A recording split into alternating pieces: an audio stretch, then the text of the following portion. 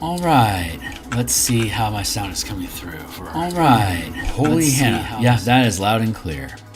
Fantastic. Let's drop that volume down there so it stays out of the way. We'll bring our music down a touch, I think, just to keep things a little separated there. If you can hear the music in the background, but it's not overwhelming, that's great news. Just let me know if it's off balance some way, and I can shift it accordingly. Zoom shifted all my sound balancing around again, so we're all askew. But let me fix my screen here, and we'll get things background desktop. And then we can, there we go. I should be able to drop away, and we should be good.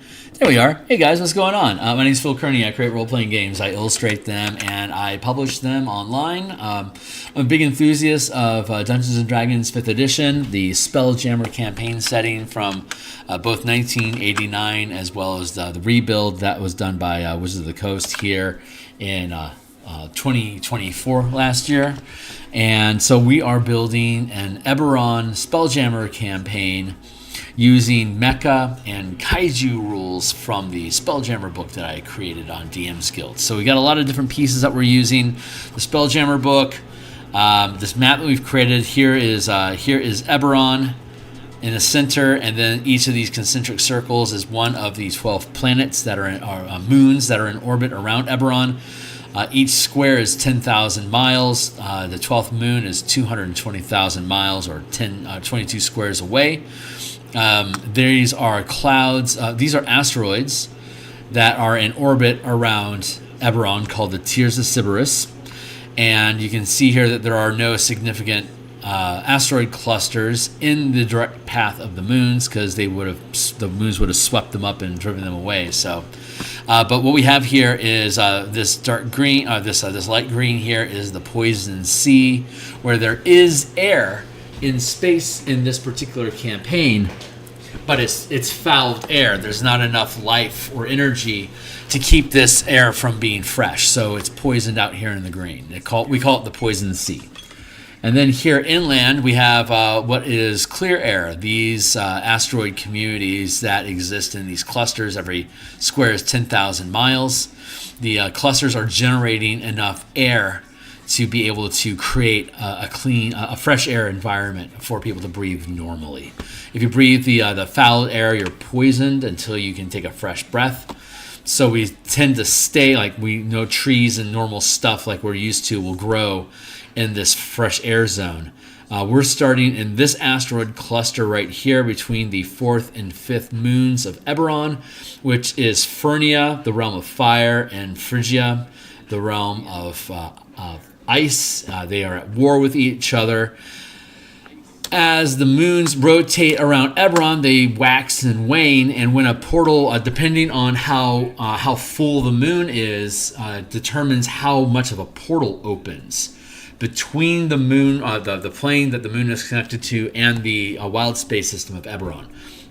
So when the moon is fully open, it is a 100% gate that will just pass through. Things can come and go from the other plane of existence. Like Fernia here in the 4th orbit is when it's, say, a full moon here, the portal is completely open, and you can fly into that plane of existence, or things can leave that plane of existence into the wild space system.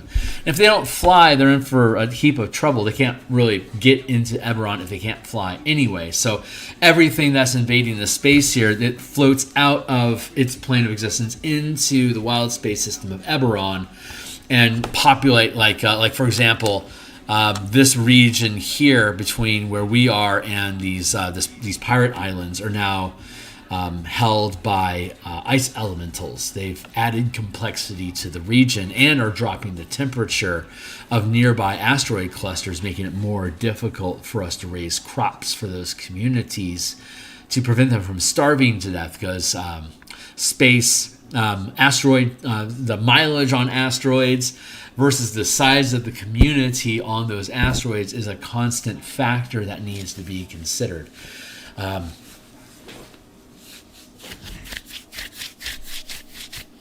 Yeah, so give me a hot second here. We're going to basically it's every like every 50, a single 5-foot scale medium human can be sustained in air perpetually with 50 feet worth of trees. A 50-foot square, 50-foot tall, a 50-foot cube of vegetation will sustain the breath for a single medium-sized creature. So if you occupy a 5-foot square, 50-foot square of vegetation will support your life. That's the magic. That's the physics of it. NASA already knows a 50 by 50 by 50 area of vegetation is enough oxygen produced in exchange with the human to maintain balance. Outside of that, we then have how many 50-foot squares are on any particular asteroid, and that tells us how much of that space, like how much vegetation is dedicated to a region in space will determine what the constant population can be. So if we have, say, a 10-mile asteroid, that's a 50,000 square space that it can fit inside of, which would be roughly 10,000 people would be able to live on that 10-mile asteroid if it was completely covered in vegetation. If only half of it's covered in vegetation, that means it can have a maximum population of 5,000. And that sets the scale for how we build things. So we can, like most of these asteroids that our community actually lives on are anywhere from 10 to 100 miles in size. And this is, this here at the 10,000 mile scale, this is where we're at. And then we zoom in to this 20 by 20 map grid here. Each one of these squares is 500 miles. And the spelljamming ships that we're creating for this campaign, they can fly 10,000 miles per day. So for us to travel from our home cluster here to go attack these pirates, it's a 1, 2, 3, 4-day journey from our home cluster to the pirate islands. And so at the 500-foot scale, this is a 20 by 20 square. At the 500-foot scale, that is 10,000 miles per side. So this region is 10,000 miles. You can see here that the Phrygia zone, we were talking about the elementals. This is the area that their element is influencing the crops in area 1, 2, and 3. We're having a shortage of food in these areas currently, so they're leaning on the population center of 4, 5, and 6 to provide excess food to then send over to these asteroid cluster homes, while everyone tries to figure out what to do about the Phrygia circumstance. Maybe it'll just go away on its own somehow, but it hasn't yet. So it's a problem and it's killing crops. So they need to get rid of that problem. That is a significant fact. That is a significant immediate threat to the community that can color and affect everything that's in the campaign. Meanwhile, there's also pirates that are attacking cluster 2 and 3, which has you can see here has an electrum mine and has an iron mine, and both of them send their smelting resources to this asteroid cluster here. So these two areas are being hit by pirates right now, on top of having the freezing rain, the freezing weather from Phrygia. It's making hostile circumstances. Hey, what's going on, Steve? Just walking through where the campaign is at right now. So the team has the Dwarven Citadel that we use to, like, for example, one of the downtime activities that the team is using with their flying fortress is hauling hauling ore from the electrum mines to Capital Rock, or iron ore from Redstone over to Capital Rock over here. So that's like some of just the general downtime activity stuff that the team is doing in general. And so these 6 different communities, the ship can fly 500 miles per hour, 10,000 miles per day.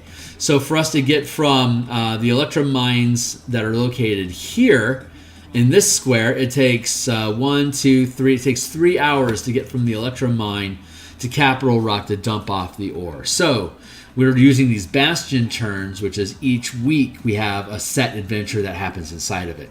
It could be pirates attack. It could be monsters are attacking from the void. There could be some sort of crazy weather that's causing destruction. There could be an uprising somewhere. There could be like a mine cave in. There'll be different events that are happening.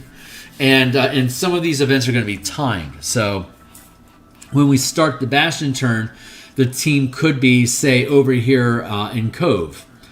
And the random event is pirates attack the iron mine over here. So that means that we're starting here dumping supplies for Cove or picking up supplies for Cove, and we get the call to danger that the iron mines are under attack. So we go 1, 2, 3, 4, 5. It'll take about 6 hours for us to get from the Cove to the iron mines. And we have a die that we roll to see how long a location is being raided. And if it is under attack and and the duration of the battle is longer than it takes to arrive there, then the team knows they're close enough to handle it. They can decide to arrive there and fight them. I like Electrum too. We could then have them, like, say we roll 8, so we know it's going to take 8 hours for the pirates to load all the iron ore onto their ships and then bounce out of town with it down this freeway here. So it's going to take 8 hours. If we go now, we'll get there in 6 hours. We'll have a 2-hour period of time before they're going to leave. We could either just ambush them right away, or we could do some reconnaissance to see what's there, to see how maybe we want to ambush them on their ship by sneaking aboard. Maybe we just want to do a full frontal assault with our Dwarven Citadel. Maybe we want to jump into some Mecha and then go in and just tear the ships apart in a 50-foot scale. We have those different options that we can take, but if we're close enough to get to it to make a difference, then we can choose to or not. If the encounter is too far away for us to actually impact, then we'll just do a Bastion army conflict, which is it's basically opposing ability checks, kind of like when you're basically making attack rolls, and you're basically dealing a D4. Well, this colony is second rank. This one's second rank, this is third rank, this is first rank, this is second rank, first rank. So we have, if this iron colony gets attacked, it has the resources of a second rank Bastion, which is going to be, when they make an attack roll against the pirates invading their space, they'll get to roll a d20 plus 2 plus d6, attack their armor class, and if they hit, they'll do d6 resources worth of damage. And the pirates, being a second rank organization, would have anywhere from, say, 11 to 20 points, resource points distributed amongst the ships. If we then zoom into the character level to fight those ships, like say they have 16 resource points between that those pirate raiders, and they're attacking this second rank community. So the pirate raiders are going to be able to deal d6 points of damage in resources, as in taking resources from that community and leave. If the team can stop the pirates before they leave, they can prevent the loss of resources. If they can't get to the pirates in time, or if they attack and they get chased away and they fail, then that community will lose d6 points of resources, and a second rank colony has 11 to 20 points. If it gets dropped down to 0 points, the community is completely destroyed. If it drops below 11 points, it downgrades from being a village, from a town to a village. So you have hamlets, you have villages, towns, cities, and then metropolises, 1 to 5. And so you roll a d4 for hamlets, a d6 for villages, a d8 for towns, d10 for cities, and d12 for metropolis. And that's the amount of damage that they can heal per order that you issue, and it's the amount of damage that you can deal per order to attack or plunder. So plundering is technically attacking. Attacking is when you're damaging resources to a community or an army. Plundering is when you issue an additional order using up your action economy for the turn to not only damage it, but then to recover those resources as plunder for yourself to then leave with. And if you can successfully leave with that plunder, it gets converted into additional resource points that you can use to improve your bastion, your fortress, your fleet, your community. So warfare has a complete value in that it strips your enemy of resources, and if plundered correctly, grants you resources that you can build with. But plundered resources bleed off after one turn. So basically, if I collect like 6 resources from this community as this pirate fleet, and I can get away with it, I'm going to have basically at the end of this turn, I'm going to have a bonus D6 resources that I'm going to spend, and then they'll be gone. It was just loot. We spent the loot. It's gone. It did stuff for us in the moment, and now it's gone. Or we could make an order to convert some of those stolen resources into permanent resources by basically making an ability check to see how many points we can accumulate and keep.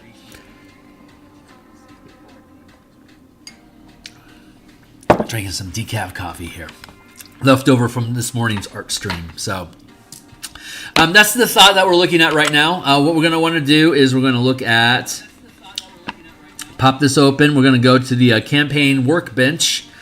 This is where we're actually accumulating all the information for the Kaiju construct, Eberron, Spelljammer, Bastion campaign. Here's all our moons in orbit. Here's the Dwarven Citadel that we built. You can see the artwork, that the mapping that we've been doing for the fortress is here. It's 1,000 feet in size. This is currently how the fort looks. I might broaden that out to make it a little more interesting. But here's our interior. Here's our hangar bay, a storehouse, a workshop, and on the second floor in the middle here at this level of the nose, it's got some barracks and then all these weapon platforms. And then here up at the eye level, this is where the helm is at to navigate the ship, as well as additional barracks. So we've got multiple barracks facilities that are inside of this Bastion Citadel. The hangar bay is a custom facility that we created, the storehouse and the workshop. Those are already standard locations. We have two workshops. Yeah, we have a workshop here. We have a workshop here. We have a storehouse here. The workshops can modify mecha that are in the hangar bay as a downtime activity. We can swap around the modifications in the configuration kit of the mecha. Let's peel this out and grab our Bastion Campaign book. The Bastion Campaign is here.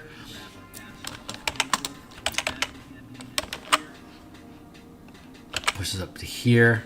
The Bastion Campaign is this is a book that we've built that is currently, we're building this campaign to play test these mechanics for the Bastion Campaign, as well as for the Mecha Kaiju mechanics that we've developed, and those are located here. Spelljammer, Kaiju, and Constructs. This is taking our Spelljammer book and rebuilding them, so instead of having a bug-shaped ship, you've got a human-shaped ship that can hold weapons, not just stab things with their claws and stuff. So we've built out the mechanics for building constructs, and we also have mechanics from the Spelljammer book that we published, the mechanics for making kaiju, giant-sized creatures. And that book is Spelljammer Combat and Exploration here on the DMsGuild. It has a free preview that you can click on here. It'll pop open a preview document. And it has hyperlinks here. This is the table of contents to take you where you need to go. Here's our shipbuilding section. Here's our combat chapter, spellcasting chapter, exploration, hazards, creatures, random system generator, and the conversion guide for using these warfare mechanics with Light as Zaraxis. So this is all a free preview for you guys to check out. We're going to be using the giant-sized creatures. Let's go to the... It's actually currently located in the exploration section. Let's go to encountering objects. Scroll down here. The larger the size of the creature, the more hit points that it has. The hollow category is the damage capacity of ships per 5 feet, as well as hit points of creatures per 5 feet that they occupy. Like, for example, a 5-foot commoner, a generic 5-foot commoner occupies a 5-foot square and would have maybe 10 hit points, maybe less. That's generally the scaling. Hold on, let me fix this. There. So these will be the documents that we're using today. So when we're looking at creating giant kaiju, we're looking at creating those creatures at the 50 or the 500-foot scale. It's actually really easy to be able to... I'm going to grab the Kaiju Bastion mechanics. This is the playtest campaign that we're building here, because I want to open up a D&D Beyond. We can go down here and look at it. For an example, we created a Where are you at? There we go. Nope, that's not it. These are the communities. Here's recent events. Let's scroll up here. Here's communities that we're creating. Dwarven Citadel, the moon orbits. Oh, I'm in the wrong document. I think where we actually have, that's going to be in the Kaiju construct area, probably. Let's scroll down to the end of this to look at Kaiju. Because recently we created 30-foot dark mantles and 50-foot cloakers as Kaiju creatures to attack the team on their Dwarven Citadel. To get face hugged by a giant dark mantle, or to get enwrapped by a 50-foot scale cloaker.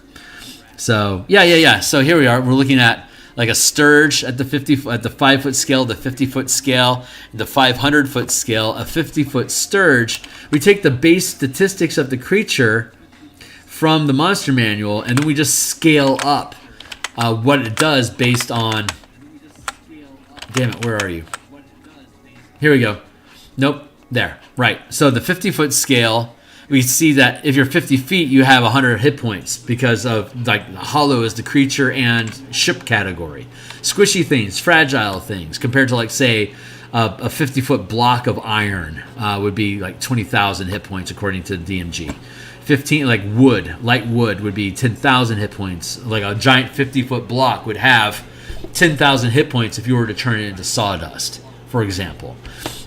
So a 50-foot creature has a base 100 hit points. So all you do is take a creature from the monster manual and you plug in the monster and then you upscale it. So like if a dark mantle normally has 30 hit points, if it's a 50-foot dark mantle, it has 135 hit points. It'll increase the damage that it can deal based on its size, which we have a table for as well inside the book here. If we wrong book. Kaiju and constructs. Here we go. Damage scaling. Let's see. Where is that? Vehicle combat. No, we want this under construction.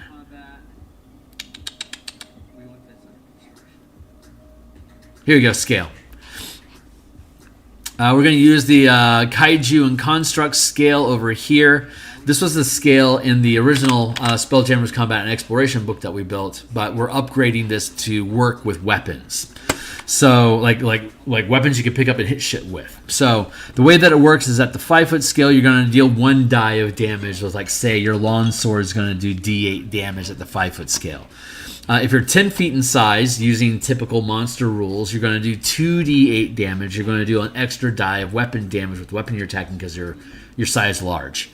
If your size huge, you get 3 dice. So you deal 3d8 damage with a longsword as a huge size creature using an appropriately huge size weapon. If that huge size giant was using a large scale weapon, it would only be doing 2d8 damage, even though the giant is capable of doing 3d8 damage. Like if it was its bare fists, it'd be doing probably like 3d2 damage, as opposed to you doing like 1d2 damage. So it scales like that. You can scale up and down. Normally you can't scale weapons up. You can, like two-handed weapons, if you'll notice, like two-handed weapons are like either a d12 or like 2d6.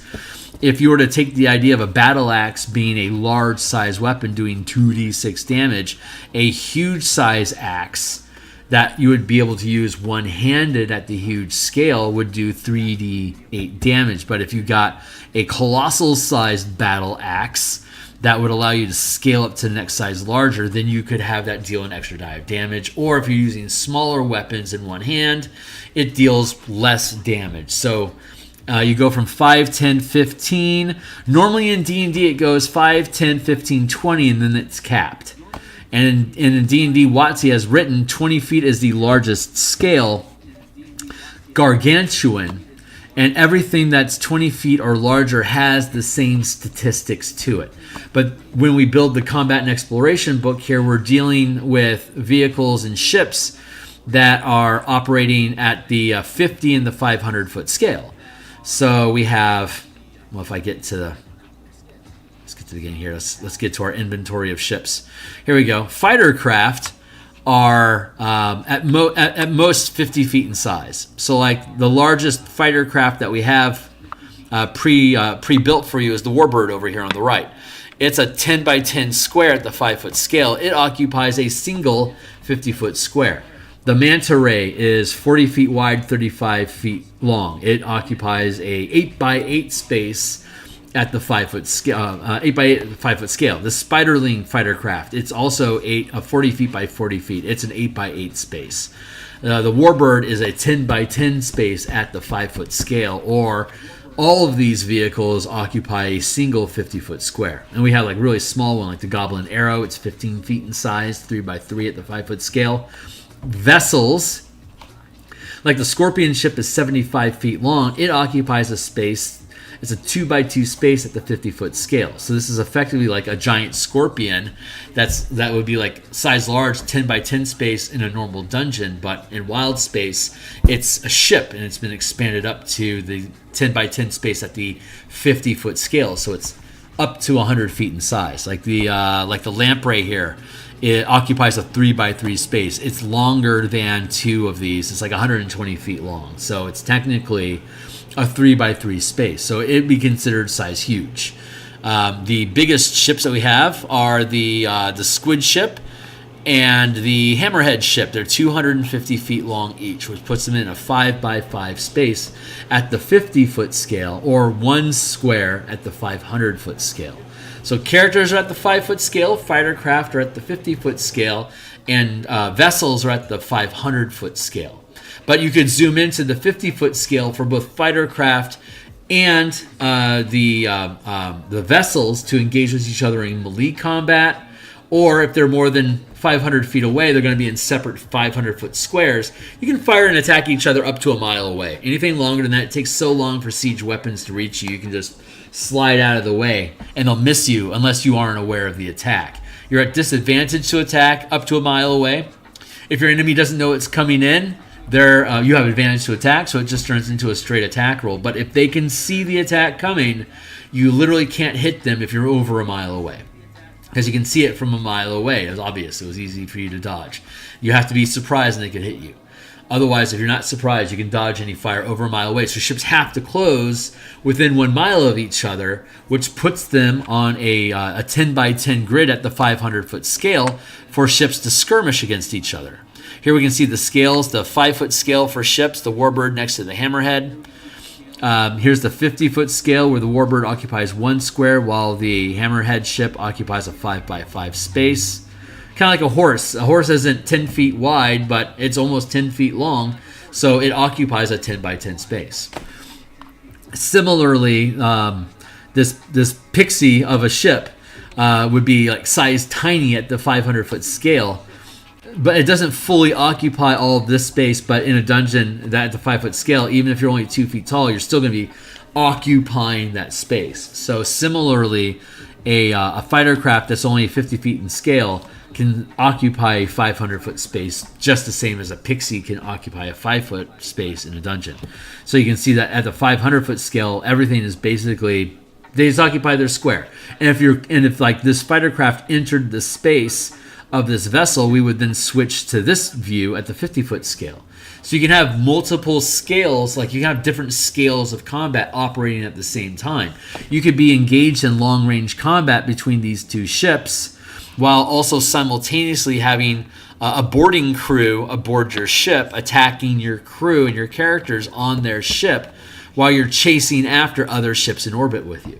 So you can have these multiple planes of these multiple scales of combat operating simultaneously in your combat to simulate the complexity of fleet warfare, if you wanted to.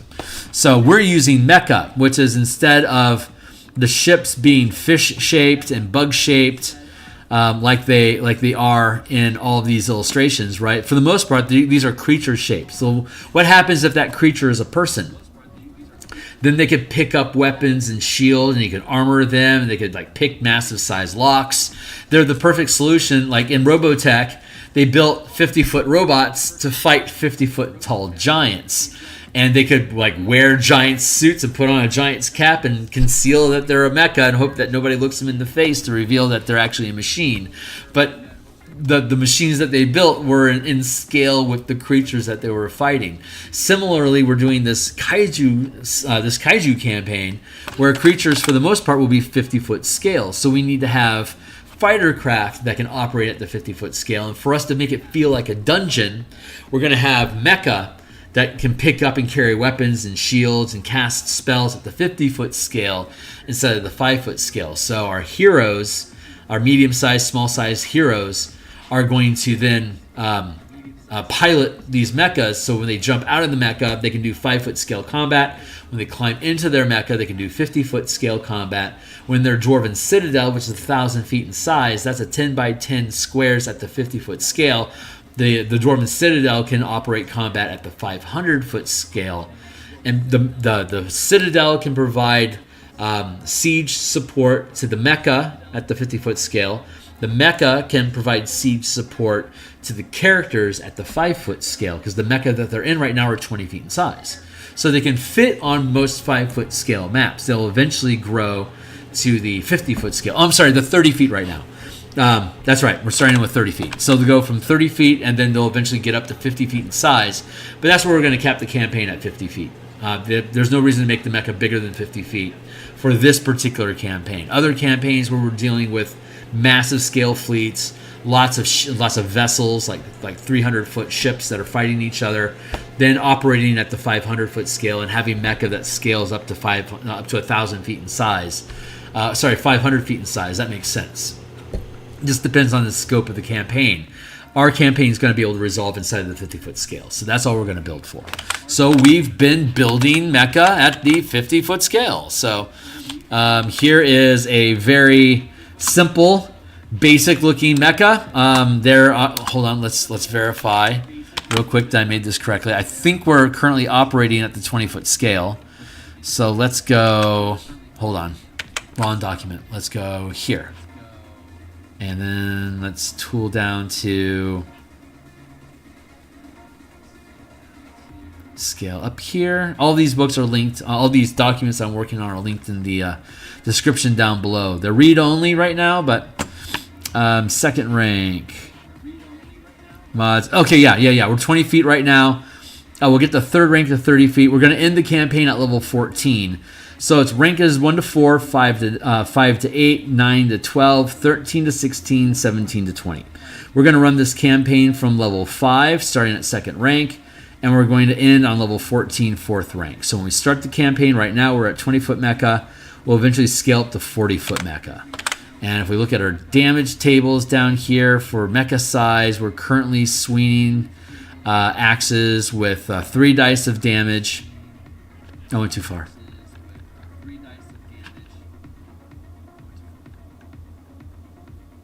One second. This is not hyperlinked at all yet, so it's poorly navigatable. But we'll hyperlink the fuck out of it when it's done. This will be fun to publish. This is going to be a lot of fun to build on stream. We're going to love building this. Okay, so yeah. Currently, we're 20 feet in size, which means we're using 3dx dice. And when we gain a rank at 9th level, we'll upgrade to 4th rank to 3rd rank mecha, which are 30 feet in size, which will do 4 dice worth of damage. So our long sword will do 4d8. Unless we do it two-handed, it'll be 4d10 damage that it deals, plus your modifier, which isn't significant, but it's still there. It makes things interesting. Similarly, if we have a Dark Mantle that normally does d6 damage and it's a small-sized creature, if we scale that Dark Mantle up to 20 feet in size, instead of doing d6 damage, it's going to do 3d6 damage. So it all scales up with each other. Let's see. So that's the idea of it for the mecha that we've been building. Here's all the different maneuvers that you can install in your mecha to perform stuff. And at this rank, we have 3 mods. So here's a thicker list of modifications that we can put on our mecha, and basically as a downtime activity in the Bastion, the Citadel that they control, they can reconfigure their mecha once per week. And each adventure, we have 1 adventure per week. Each Bastion turn is 1 week. Their hangar bay and workshops can modify all of their mecha once per week. So we don't, and we can float like. When you're using a bonus action with an attack action and movement, and you have multiple things that are triggering off of each other in combat, like if you push somebody and you also are able to trip them after hitting them, you can decide if you push them first or if you trip them first. Or you can decide to trip and push them and then deal damage. Like you can swap the order of these effects that happen as a result of hitting. Similarly, during a Bastion turn, we're going to have one adventure. We're going to have downtime activities. There'll be an adventure. There'll be all the complications, of which one will be an adventure. There's a general theme of events that are happening that color the adventure and the complications that occur. And then we'll be able to travel around doing our travel duties unless we leave the community. Our downtime activity then is basically shipping product from community to community to randomly determine which community we're at when there is an attack. And then we randomly roll which community is being attacked. And that's when we decide, are we even close enough to be able to defend it? And if we can't, then we pause for a second and then resolve the battle as the community using the Bastion army mechanics, which resolves it's basically a skill challenge. And once that resolves, you'll know how much damage has been taken from that community in the form of resource points. And if the enemy gets away clean after plundering, then they're going to gain those resources to strengthen themselves so that they'll become a bigger challenge in the future when they invade again. So if you don't shut down a threat, it will come back and it'll be more dangerous. So each week we can modify our mecha. Like before we deploy our mecha for a battle, we can decide how we want them to be configured with our modifications. And at second rank, we can have 3 modifications of anything that's up to second rank in power. We get a base 40. Our mecha gets a base 40 hit points plus the hit points that our character has. You can take damage for the mecha, and while you're piloting, the mecha can take damage for you. And the damage is going to be 3 dice times 4. So these are the different modifications that we can take. We can have 3 mods at second rank. Modifications include durable. You can double your hit points, and you can take this up to your max rank of mecha. So we're second rank right now. So the ones that let us take it multiple times, we can take them 2 times. So if I wanted to be durable, I already have 40 hit points right now. I could take durable and increase that to 40 hit points, and then I could take it a total of twice. So I could take durable again to pump my mecha hit points up to 120 hit points. But that's all I get to do. It's just going to be a giant, thick shield of iron that's really hard to chop down. Otherwise, you're just a tanky guy. You get the mana amplifier, which allows you to cast spells and channel powers at the 50-foot scale instead of the 5-foot scale. Normally, this would cost you additional mana to be able to cast spells at these amplified sizes. It's kind of like circle magic that's in the new Faerun book. But instead of combining casters and maintaining concentration to make it happen, you're just using a spell amplifier artifact that you put an extra spell slot into to expand to the 50-foot scale. But with these mecha, the mana amplifier is actually paying for that point of mana for you. Having it installed, like normally you'd be able to amplify spells from your helm, or an orrery station, or just a spell amplifier. But I wanted to make this a more maneuverable and durable system. So you can also upscale to the 500-foot scale with the other equipment. So what we're doing is we're limiting you to the 50-foot scale and casting, but we're going to make it free for you to do it. Since we're working with low-level characters that don't have a ton of resources, paying that upscale charge for them is going to encourage them to come up with interesting spell and weapon combos for their ships to be able to fight Kaiju, to build a Kaiju fighting team in Mecha. So each you can modify your ship to have access to a power, and you can powers only cost, they don't cost multiple, they don't cost mana, they don't cost anything, but you have to build them into your machine. You have to kit your machine to do it. So, and you can have at this rank you can have up to 3 mods, and we can have up to second rank. So if we go down here and we look at our power list, like for example we have a list of exploits here. At first level, a first rank power for 1 mod, we could bait and switch. which is when you, this is a Battle Master maneuver, right? When you're adjacent to an ally of equal or smaller size as an object interaction, you can switch places with an ally, providing you spend at least 1 square of movement. The ally is willing and isn't incapacitated. This movement doesn't provoke opportunity attacks. Until the start of your next turn, you or the ally gain an armor class bonus equal to your proficiency bonus, which at this level will be a +3 bonus. I can do that forever. I can do that every round. It's going to eat. It doesn't even eat my reaction, but it will eat my object interaction, and it counts as a square of movement. So this is a way for us to be able to utilize a bait and switch. Down here we have like keen awareness. You gain expertise when you make an ability check that can use the perception or investigation skills, or while you're using an orrery to make a scanning check. So in your mecha, if you add keen awareness as one of the powers of your mecha, whenever you're doing perception and investigation skills through the mecha, you're going to be considered having expertise with it. So that's not bad. Second rank, again, these each just take 1 mod link. So like evade damage is 1 mod, but it's the maximum. Like up here we can see like there's 3rd and 4th rank mods. We can't get access to these until 3rd and 4th rank. We have maneuvers. Like for example, 2nd rank ward. You gain resistance to bludgeoning, piercing, and slashing damage until the beginning of your next turn.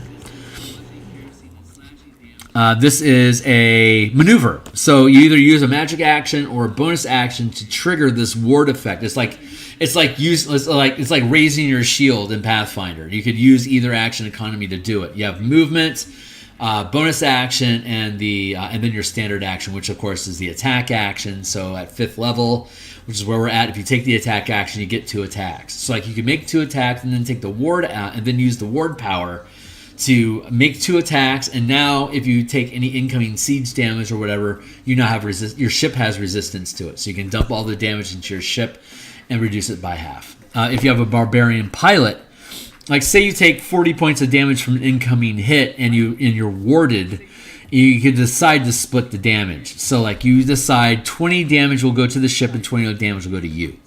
And so the ship, say it has 40 hit points, that would have destroyed your ship, but you're warded, so that drops it by half.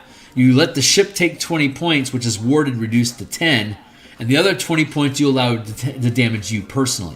As a 5th level barbarian, you have, say, 65 hit points. So you're about to take 20, but you're raging. So now you have damage. Now you have resistance to the piercing damage that ballista bolt would have dealt. So now you only take 10 damage, and your ship only took 10 damage, and your ship has damage reduction. So like if you're using a medium armor ship, it'll have a damage reduction of 5. So those 10 points that were given to the ship is then reduced to 5 points. Your ship took 5 points, you took 10 points, and that's your damage. So that's how the damage scales in the system. So the DM wants to keep an eye on how much damage you're dealing against the ship, and the team wants to pay attention to how much damage are we taking personally, which can be healed by a cleric, or how much damage are our mecha taking, which can be healed with mending spell slots. The mending cantrip can heal D4 points of damage per hour to a mecha as a ritual that doesn't cost anything. Just takes 8 hours to do long, slow repairs using mending cantrips. Or you can upcast it using spell slots. A 1st level mending spell heals 2d8 damage. 3rd does 4d8, 68. The same scaling as Cure Wounds does. For living creatures, the mending spell modified this way heals that much damage for vehicles as well. If you have like a 500-foot ship with 1,000 hit points on it, and it's going to take a shitload of spell slots to finish that, or you could have a whole bunch of people that know mending while you're traveling to the next location. You just have a whole bunch of people casting rituals. Like you can have 1 mending spell per 50 feet. So a 1,000-foot scale ship has a 10 by 10 space at the 50-foot scale. You could have 10 people healing 10d4 damage every 8 hours on your ship while you're still traveling. That's 10d4. It's going to average around 20 hit points Obviously, it's still going to take a lot of time to heal up a ship from like 5 to 1,000 hit points, but it can be done. Or you can dock it in a repair dock or a dry dock in a community like a town, a third-ranked town, for instance. They'd be able to heal D8 time. They'd be able to heal D8 per 8-hour shift and have like 4 crews go after that. So you can heal ships in dry docks. You can have a whole bunch of people casting mending rituals as cantrips, or you can upcast using spell slots to heal your ship quickly at the same rate as you could heal hit points. So that's the damage scaling there. And then we have strike powers, which don't do any extra damage, but impose conditions on, like shocking strike. When you hit a target with your attack as a bonus action, the target cannot take reactions until the beginning of your next turn. So you can disable a mecha's ability to react to you. Actually, that should be opportunity attacks. Cannot take opportunity attacks. Like there's no saving throw. It's just you just can't do opportunity attacks when they hit you with a shocking strike, which I could use as part of a opportunity attack itself if I wanted to. Like if you draw an opportunity attack from me, I could hit you like say with Thundering Strike. When you hit a target with your attack, as a bonus action, you can also trip the target or push it up to 2 squares directly away from you. And at the 50-foot scale, that'd be 100 feet. So like as a opportunity attack, if I have Thundering Strike as one of my ship modifiers, then I can always perform this Thundering Strike, always able to trip or always able to push people 2 squares whenever I hit them, and it's automatic. There's no saving throw; it just happens. So it's very mastery in a sense like that, but it's a fun little upgrade. So we have all these different abilities that you can do. So those are our mods. At second rank, we can have 3 of these if we want to, or like we were looking at, durability to increase the amount of damage that we can take. Mana amplifier to upscale, or like if you want to be a full caster in a mecha, you're automatically going to spend one of your mods on a mana amplifier, so all your spells can be cast at the 50-foot scale instead of the 5-foot scale. But because the damage on our mecha is only in the 10s, like we only have 40 hit points on these mecha, we don't need to upscale the damage. We just need to upscale the range and the area of effect to the 50-foot scale so it can affect mecha at the 50-foot scale as it would affect our characters at the 5-foot scale, you see? And since we're 20 feet in size right now, I will get larger mecha with more mods and more hit points dealing more damage when we get to 9th level, which is 3rd rank. We'll be able to upgrade the damage that way, and that'll allow us to just be a lot more. But until then, we're still stuck at this 20-foot scale. But regardless, 20-foot, 30-foot, if you think about a pixie in a dungeon, a pixie is like 2 feet tall, but it occupies a 5-foot square, even though it's obviously tiny in scale. So these mecha are effectively like small size. In the 50-foot square, they still occupy that 50-foot square. It's just that at this scale, like 20-foot scale, it's really easy for us to drop down and still also operate at the 5-foot scale at the same time. We're just gargantuan size when we do. And then when we pan out and look at the bigger picture, literally, we're either at the 50-foot scale, 500-foot scale for combat, or anything that's 1 mile or larger in scale is too large for siege weapon combat and becomes exploration scale. And then we move out of 5e action economy at the 50 or 500-foot scale. We then move into the Bastion scale of combat, where armies and massive-sized creatures are attacking each other as more like ability checks and saving throws against each other than it is about like doling out actual hit points of damage. So as we pan out, it becomes more. It remains literal in 5e combat, 5-foot, 50-foot, 500-foot, and then at the 1 mile and larger scale, it becomes more abstract, where its saving throws and ability checks are determining the winning of battles.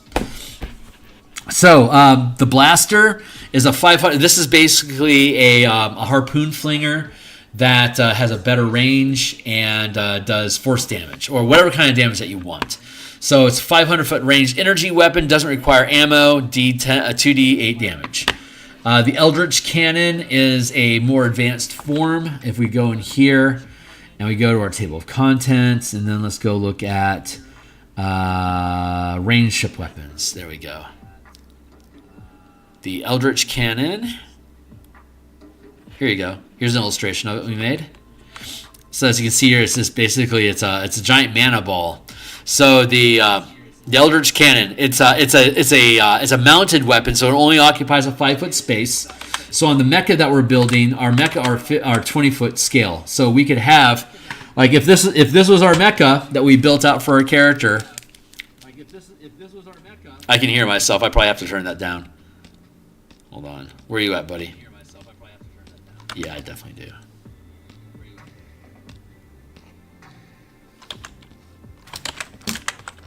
Let's kick over here and let's see if I can drop my volume down. There, that might be better. It'll have to be good enough. So, like, if we were to add an Eldritch Cannon, like, we could... God damn it, I can still hear myself really easily.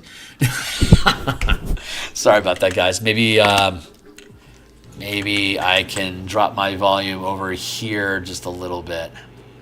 Let's try that. Let's see if that's a little bit better. Let's see. We're here. Thank you. Like, we could put that Eldritch Cannon like in this 5-foot space here.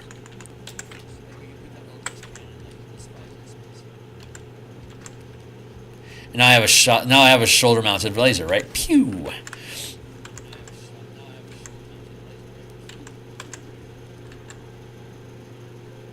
There. It doesn't make sense to have more than one of them. I mean, you could for the style of it, but unless you have more than one character. You could have multiple characters in your mecha if you wanted to, but it's assumed that it's one mecha per character. But you could group up if you wanted to. So you could have just like one mecha, and you have all of your crew that are hanging out. One character could operate this cannon, one character could operate this cannon, while another character just focuses on steering and doing melee damage. Like, you can wombo combo like that, which is how the Spelljammer mechanics are designed to operate. Having your team work as a team on the ship to operate all the weapons together. These mecha can do that as well if you want to, but doesn't necessarily need to. You can have a single character, like you could. Here, I'll show you the Eldritch Cannon here real quick.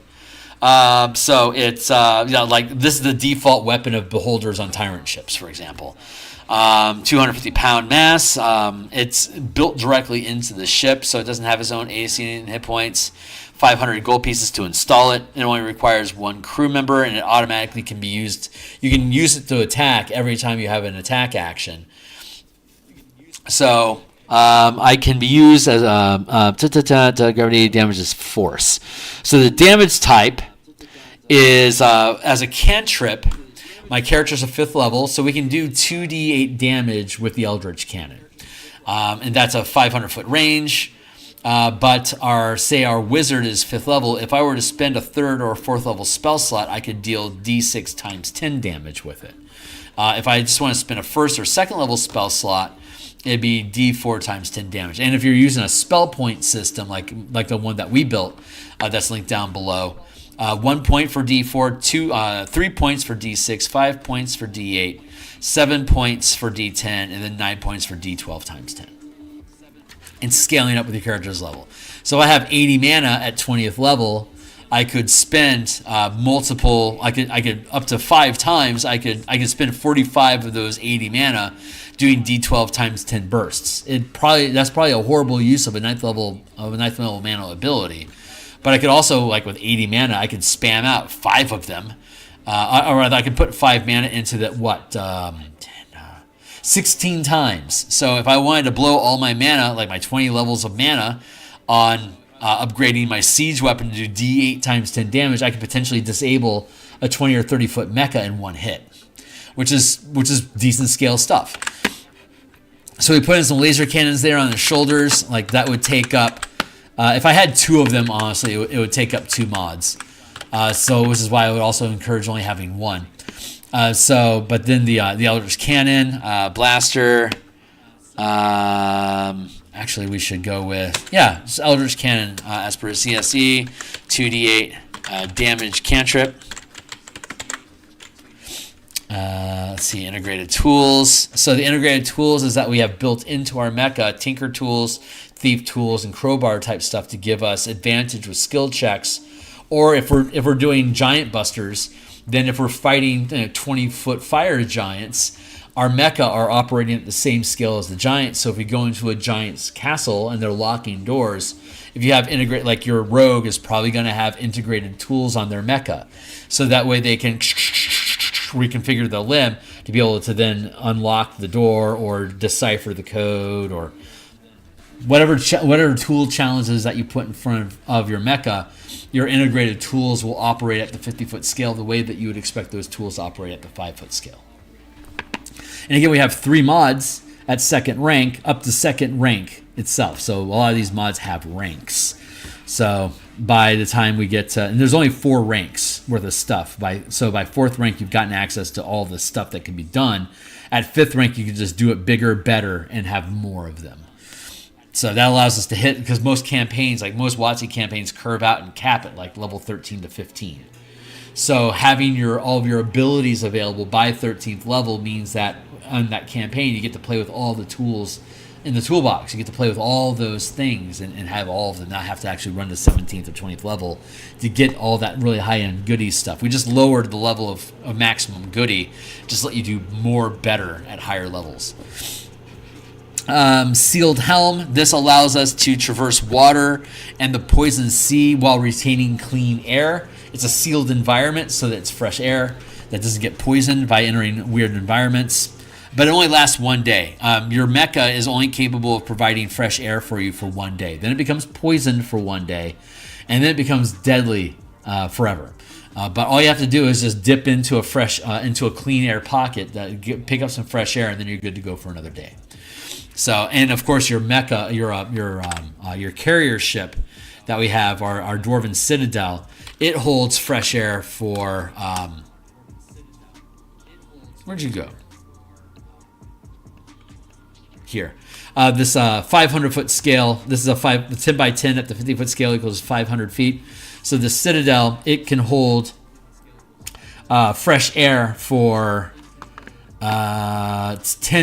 it's 10 people per 10 medium-sized creatures per 50-foot square is typically the ratio. And this is a 10 by 10. It's 10 squares wide by 10 squares, so that means it's 10 by 10, which means 10 by 10 is 10. That means that you can have a population of 500 on the Citadel, and it'll take 100 days for that air to fatigue.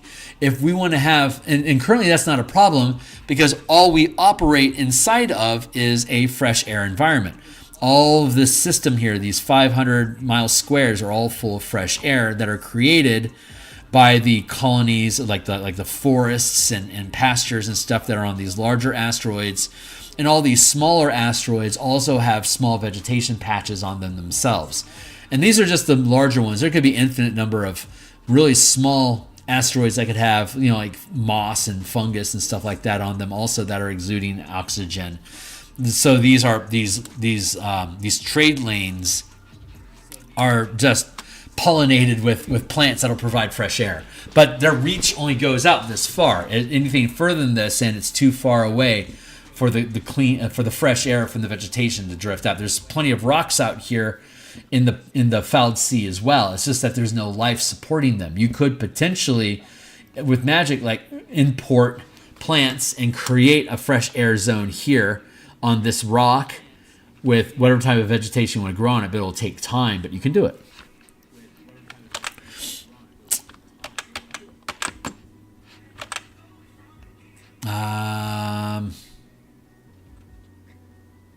Right. And then oversized weapons. You can increase the weapon damage by 1 size, which can choose multiple up to your max. You can choose increase weapon damage by 1 size. Actually, I'm going to scratch this multiple. Like we could use, like currently we're doing 3 dice worth of damage with the weapons. If we take this upgrade, we can do 4 dice worth of damage. But you can do this once for each type of weapons. Let's do it like this. Melee, ranged,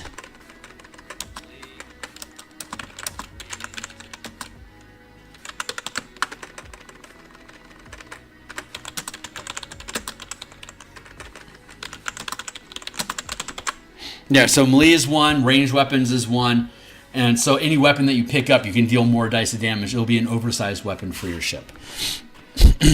And then siege machines. You can add a siege weapon to your ship, but it requires you to have an NPC crew, and there's a reload score associated with it using the Spelljammer mechanics that we built.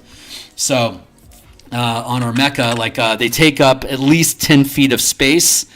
And then if we get up to a crew of 7 dealing D8 damage times 10, that occupies a 15-foot scale, and that's too large for the mecha. So currently at the 20-foot scale that we're operating with our mecha, we can have large-sized siege weapons. So like here, we have this 5-foot square and this 5-foot square occupied with the Eldritch Cannons, which are mounted weapons or like 5-foot scale weapons. I'm going to copy this and I'm going to copy paste and bring this over. If I wanted to have a siege weapon on this mecha, I would have to reconfigure it so it'd be something more like this.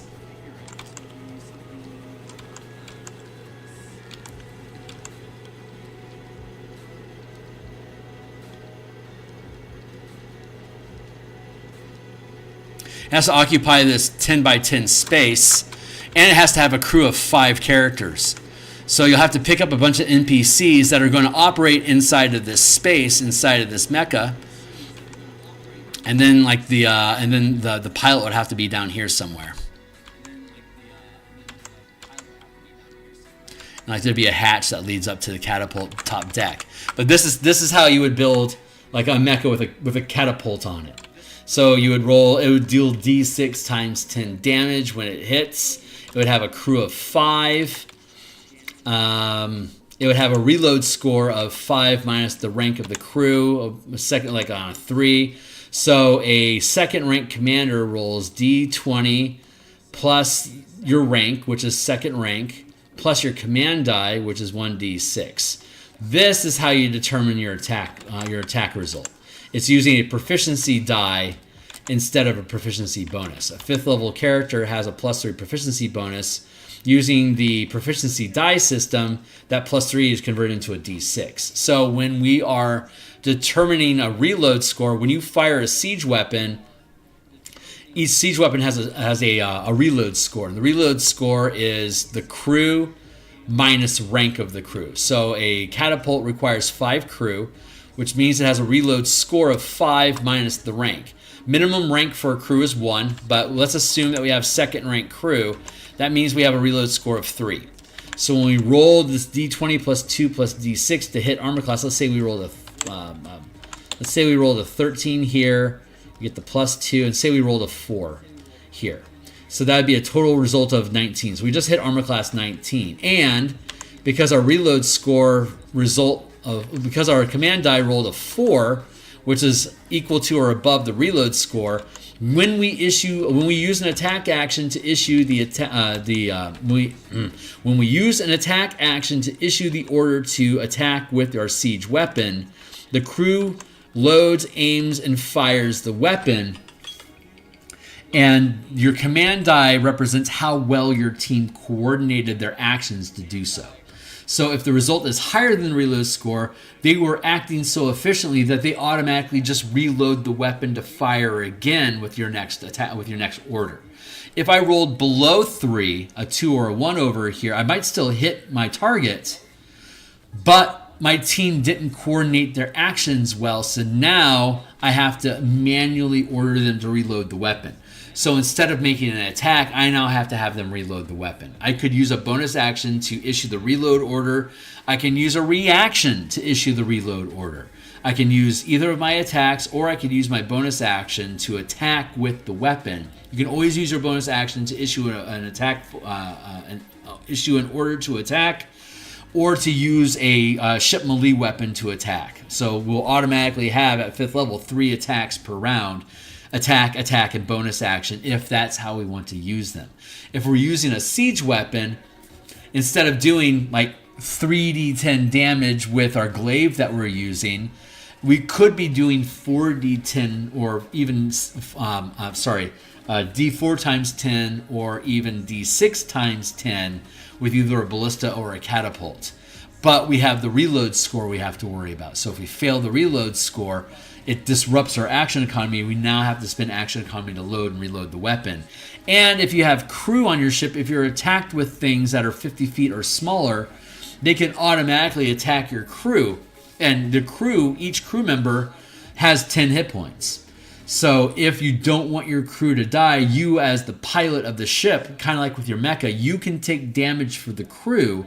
And every time you lose a crew member, your reload score increases. So if I have five NPCs that are working a trebuchet doing 1d6 times 10 damage, at second rank they'll lower it down to 3. But if I just lost somebody, now it's a 4. I lose another guy, it's a 5. I lose another guy, it's a 6. This is the most I can roll on my d6. If I lose another guy, I'm down to 1 dude, and I can never ever reload this weapon fast enough to be able to fire again. Sorry. Bleh. It's impossible. I couldn't do it. So you might want to use a smaller scale, like the ballista is only a d4 with 3 crew. That makes it a lot easier, but still it's only a d4 times 10. So it's not nearly as much damage. But yeah, fun ideas. So these are the things that we're playing with. It might be to your team's advantage to just load up on siege weapons to deal big damage to the kaiju that you're fighting, because they're going to have hundreds of hit points. That's not a bad idea. But again, if you're like say fighting a dark mantle and it's attacking you, instead of attacking your mecha, it may just decide to grab a crew member off of the siege deck on your mecha. Now you just lost a dude, and now your reload score is worse. Now you're using 2 attacks to attack once. Maybe you'll hit, maybe you won't. So it becomes an interesting decision for the players. Do I want to run my mecha as just a normal melee character casting spells and using handheld or fired weapons, or do I want to build a battle platform that carries siege weapons? I can only have 1 siege weapon per mecha. So like if that's what I choose to do, I am now an artillery character. I'm going to have to burn one of my mods to build the siege machine into my mecha, and the default size for the siege machine is a ballista. Yeah, here we are. Let's see. Default size is a D4 times 10, either dealing B, P, or S, whichever kind of mecha, whatever kind of siege weapon I want to make. But if I want to upgrade that to the D6, I have to take the oversized weapon option to increase it to a D6, but that'll also increase the crew from 3 to 5. So now I have to have 5 guys on my deck, and it's getting more and more difficult for me to be able to automatically reload. It deals a lot of damage, but it's not consistent rate of fire. So it might be wise just to stay with the D4 times 10. And we're assuming it's first rank, so that ballista that has a reload score of 3, the first rank crew reduces down to a 2, and we're rolling a D6. So we have to roll a 3 through 6 to automatically reload the ballista. It would be a 4 out of a 4, 5, or 6 to be able to reload a catapult. So it would take a siege weapon, which takes up 1 category or 1 modifier, oversized up to a catapult to be 2 mods. We now have 1 mod left. We could take maybe we would take maybe a power. And actually, it'd probably be best that we have actually, if you were playing a siege machine, it'd probably be best that you put that on a spellcaster, because the attack roll is going to be the same with a siege machine, whether you're a martial, a half caster, a rogue, or a full caster. It's all the same. So a siege weapon would give you a good opportunity for you to save your mana to do like CC and utility stuff for the mech team, and have their attacks going into firing the siege weapon, because they're only going to get 1 attack per round anyway. So you could make the attack, and then you either use your bonus action or your reaction to reload the weapon, and then you're done. But you still made an attack with D6 times 10 damage. That's pretty fucking significant. So that'd be really strong, artillery support, and that kind of fits that support role that the caster generally has. So I kind of like that. I think that's a fun idea. And those are all the mods that we have. But again, we have like 40 powers that you can choose from, and each power costs 1 mod.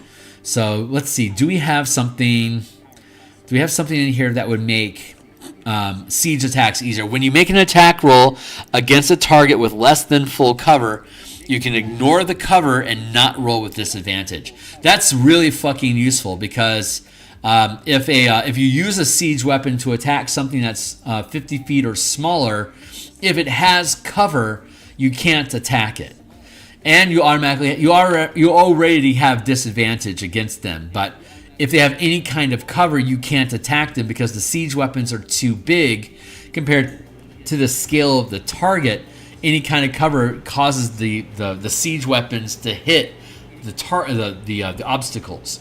So like for our wizard character, like our wizard artillery character, I would probably go with the mana amplifier so I could cast spells at the 50-foot scale for support. I'd probably take the siege machine so that I have a ballista strapped onto my vehicle, and I now have a crew of 3 that I'm responsible for. Of course, one of them could be like, say, a familiar. So now I only need 2 independent crew and my familiar operating stuff. And then the last option that I would choose is powers, and we're at 2nd rank, so the phase attack. This would allow me to ignore cover with my siege weapon when I attack. And that's all my mecha would basically be able to do, plus the whatever my battery of spells is with casting spells as amplified spells. That would be a really, really good spell casting mecha to build. Like a paladin or whatever is probably going to build like integrated. Is probably going to have like oversized weapons, and then a mana amplifier for spell casting, heal on hands, and stuff like that. And could either go durable or pick up a power to like lay into, say, smite stuff. Like we could go with. I want to use my damage for. I can't use these maneuvers because they eat up bonus actions the same as smite spells do. So I wouldn't be doing a lot of strike powers as a paladin, but like for example, maybe like some of these reactions, like deflection as a reaction to when a target you can see that is within reach of your melee attack hits with an attack roll, you can force them to re-roll the attack and they cannot score a critical hit. That's a good defender ability. If you're playing a defender paladin, that interpose, bait and switch, these are good options to choose. But like moving target as a reaction to when a target you can see moves into or within the reach of your melee weapon, you can make an attack even if the target is using disengage action to disengage action to avoid opportunity attacks. Like this overrides opportunity attacks. That might be a really useful reaction to pick up if you're using smites, for instance. Yeah, all sorts of fun stuff. So you can pick through here, find out what's smart for you up to 2nd rank. If you build a grappler robot, then you can take grappling combat. When you're sustaining this power, you hit a target with a melee attack, you can automatically grapple them. And then the grapple ends when they're able to break free of it, or if you choose to attack otherwise. Again, resistances to damage types, depending on what kind of creature you're fighting. Yeah, flurry of attacks. While sustaining this power, you can use a bonus action to make 2 weapon attacks instead of 1 like usual. It's the monk ability, but you don't get access to it until 9th level. While a monk pilot would be able to use flurry of blows immediately when you get into the mech at 2nd level? Yeah. So I could use my bonus action as a monk mecha pilot to do my attack at 5th level, where we're starting attack, and then bonus action flurry of blows, 4 attacks. But I can't use flurry of blows like with siege weapons, for instance, because that's issuing commands for a crew of characters to make attacks for me. But my mecha melee attacks can use flurry of blows or flurry of attacks. So like you can build really fun, interesting builds once we get up into mid levels. Like 3rd, we'll get access to this at 9th level, and 2nd level we already have access to. We got access to these 1st rank at 1st level. So this is the kit that we're using to build out our encounters, and hopefully we'll be able to make some fun, interesting battles. Let me drop down here. I feel like there should be Mecha Kaiju that we've been building.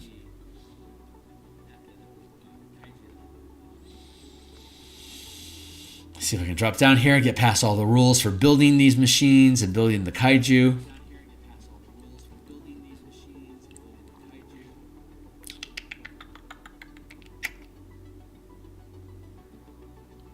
Where you at, buddy? Not what I'm looking for. Where the fuck are you? This is a problem with me having too many documents I'm working with. And not keeping good notes. No, these are the communities. I want to build another community today, but I think I want to build some Kaiju. Where is my Kaiju? I'm going to do a search for cloak. Okay, there's no references to cloakers in the Kaiju constructs. So let's kick over to here.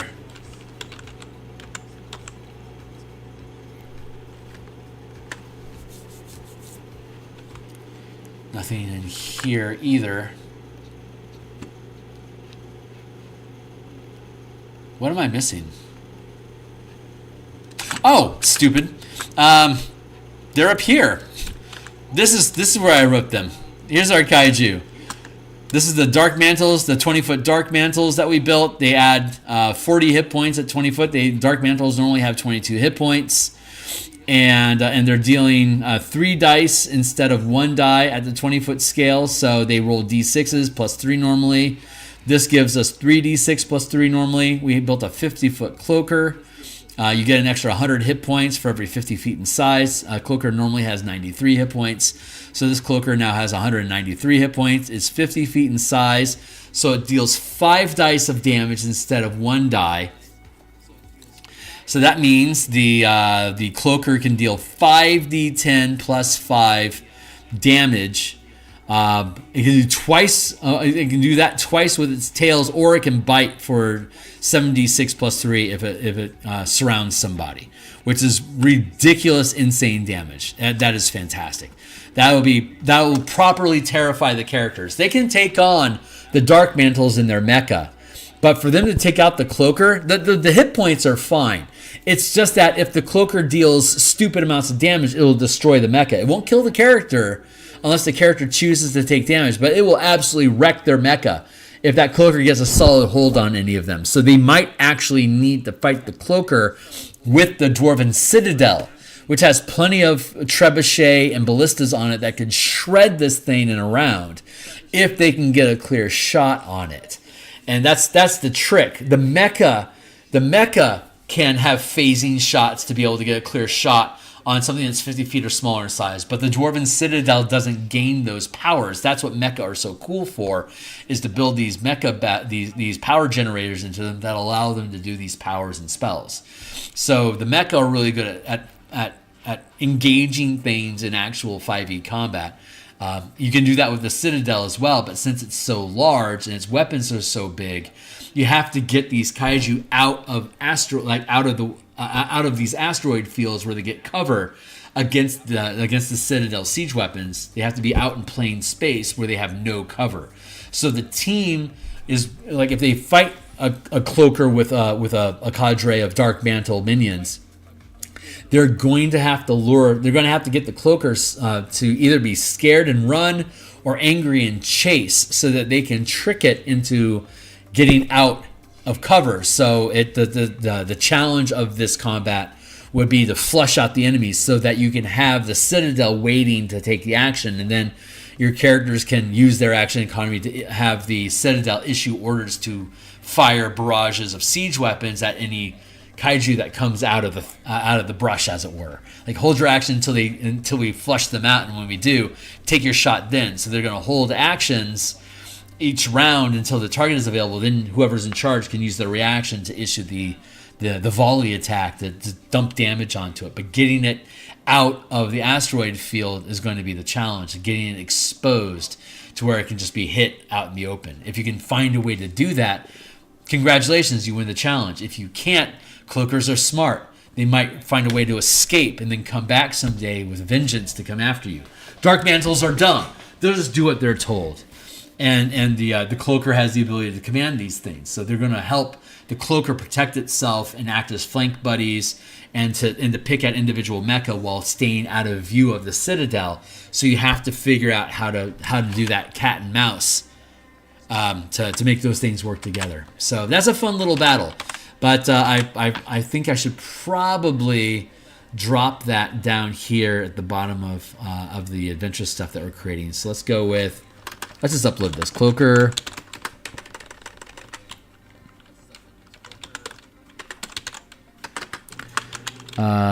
Dark Mantle 20 foot. Cloaker 50 feet. Anything larger than 50 feet can be targeted by siege weapons like normal, and there's no disadvantage to use siege weapons. If you're 50 feet or smaller, disadvantage to attack, and again, any cover prevents you from attacking with siege weapons.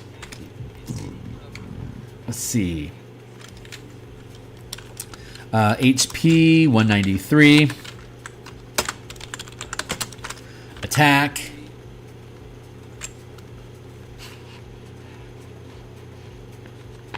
I feel like the Cloaker has a better attack bonus than +3.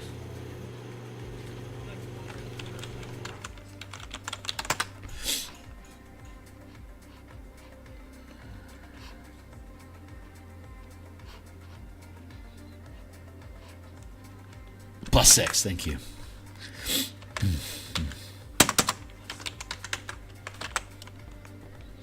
Yeah, +3 damage here. Is it slashing or constricting?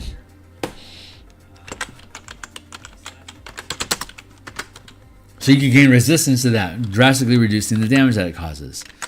Let's see.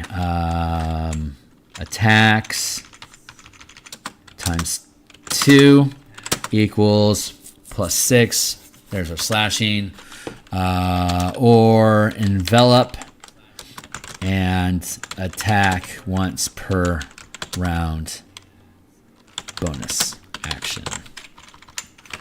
We have the Dark Mantle. HP 62.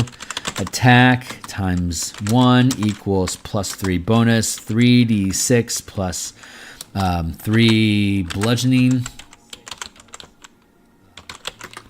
Or envelope and attack once per round. Bonus action. Let's see. Darkness, cloud, 200-foot area.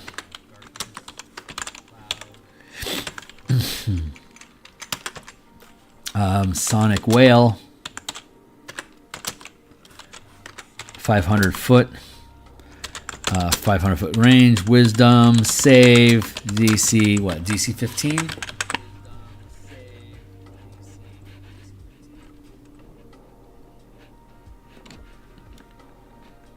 Moan, there it is. 600 foot. Oh, DC 13, not 15. Thank you. The only thing that's different about your characters in Mecha is that they have more hit points, they can move faster, they have a larger scale of existence at the 50-foot scale instead of the 5-foot scale, and they deal more damage. Otherwise, the characters are essentially identical to how they are on your character. You're just adding hit points, adding damage, and increasing the scale of movement and effects. Super simple system. You just have to have the machine, the chassis, as it were, to be able to build for those characters to operate at that scale. So that's the idea that goes on behind that. Where are we at? 4 o'clock? Okay, we're doing pretty good. So we're going to do, let's do some monsters.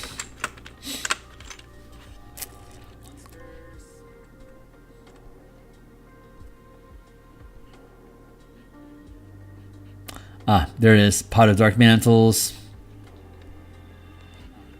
Let's go with Cloaker, Kaiju with a pod of Dark Mantles. Cloaker, Kaiju, 50-foot scale. With a pod of Dark Mantles, 20 feet.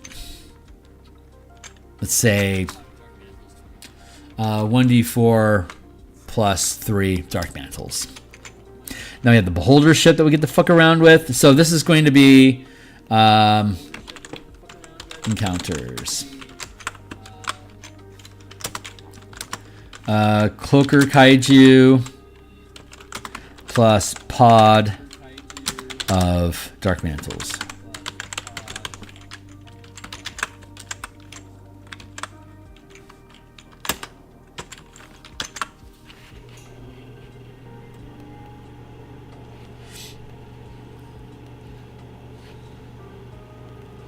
There.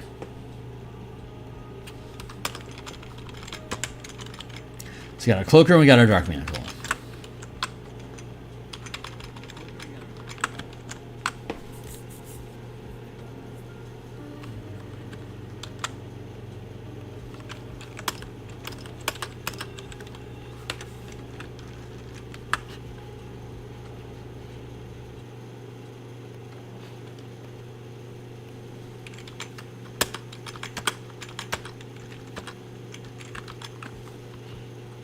Yeah, this is looking good so far. 1, 2, 3, 4. We just built 5. And then we'll do 6, 7, 8, 9, X.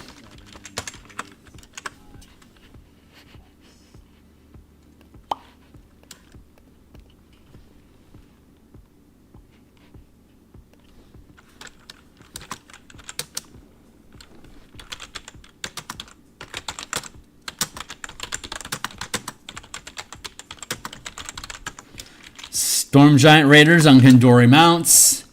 Pirates of Lazar will have their own vessel and their own mecha.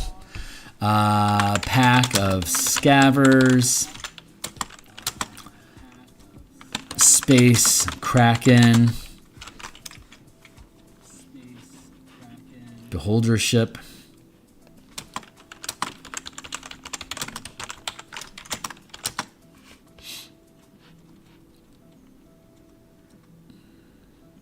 Lithonautical.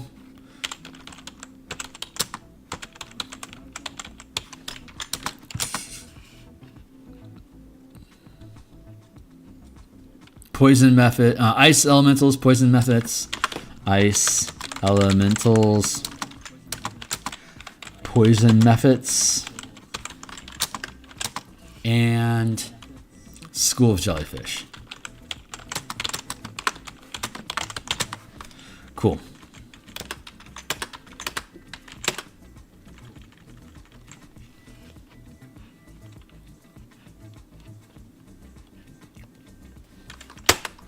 Okay, let's look at a 200-foot Kraken.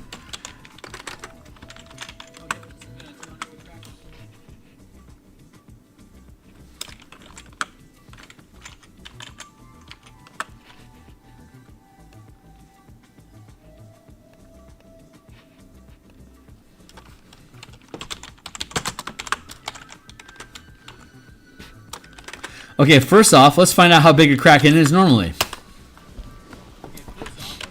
We're gonna scale up to 200 feet because I want our Citadel to get in a fight. I think a Kraken would be a fun way to fight it. I think it's just we're doing experiments, we're doing playtesting. This is a playtest campaign, so we're fucking around and finding out. So let's try that. Let's go with a Kraken.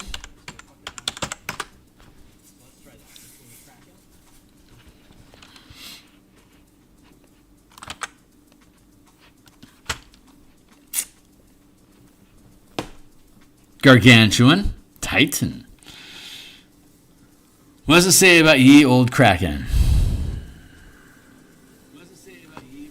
Let's see. Does it say anything about its size?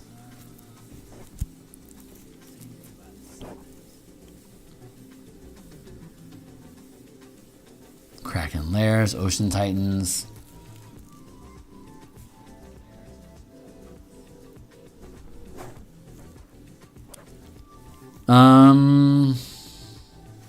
Little interest in mortal affairs, terrors of gods. Krakens rarely appear on the surface. When they do, they herald times of change and doom.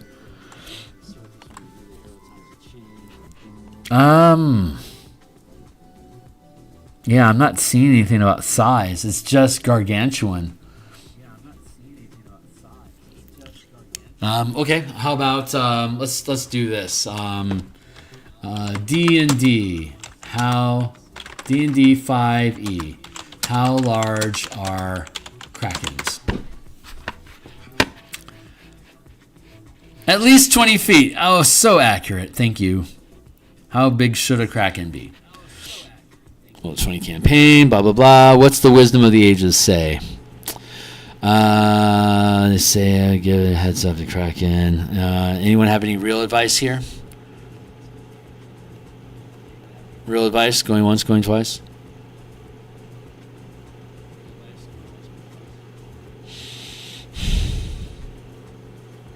Should we say a kraken is normally like 100 feet in size?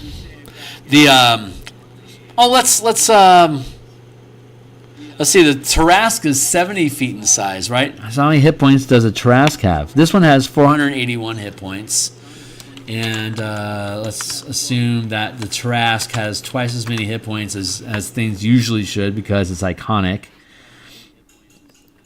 It's 70 feet in length. So, that would mean...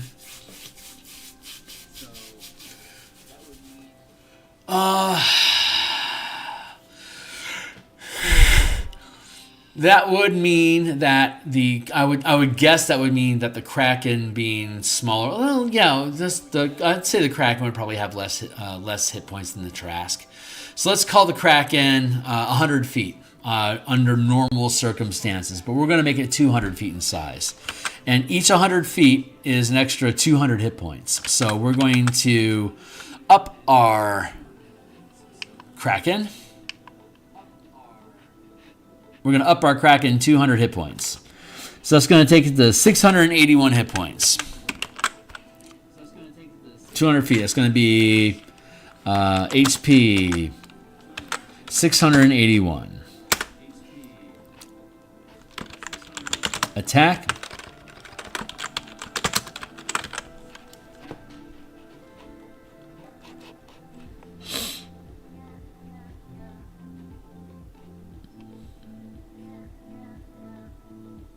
Tentacles plus 17 to hit. Woo, dilly. Equals attack times 2 equals plus. So it's automatically going to hit pretty much anything that get the target. It deals 4d6 damage plus its strength. Let's go to our table, our conversion table.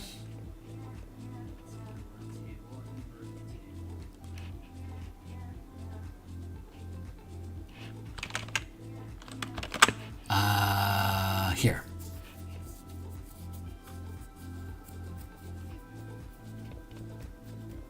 Yeah, damage.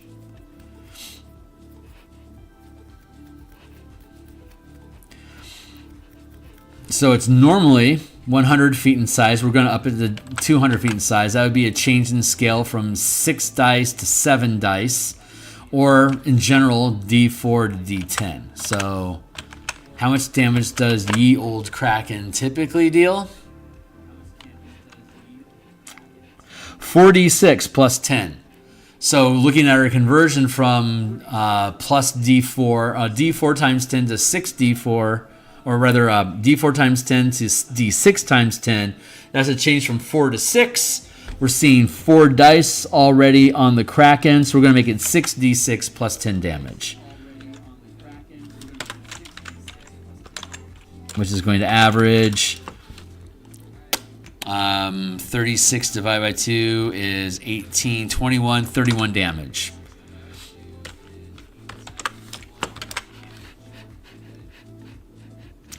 The Kraken is grappling condition plus fling, lightning strike, or swallow. What is swallow all about? Tell me about swallow.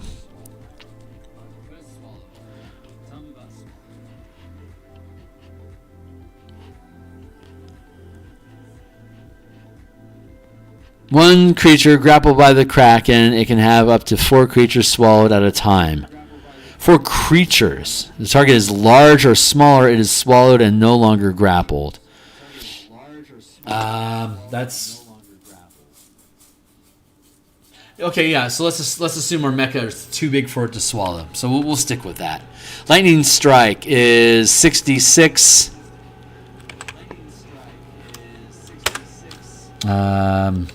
Lightning Strike equals 6d10 lightning damage. DC 25 equals half.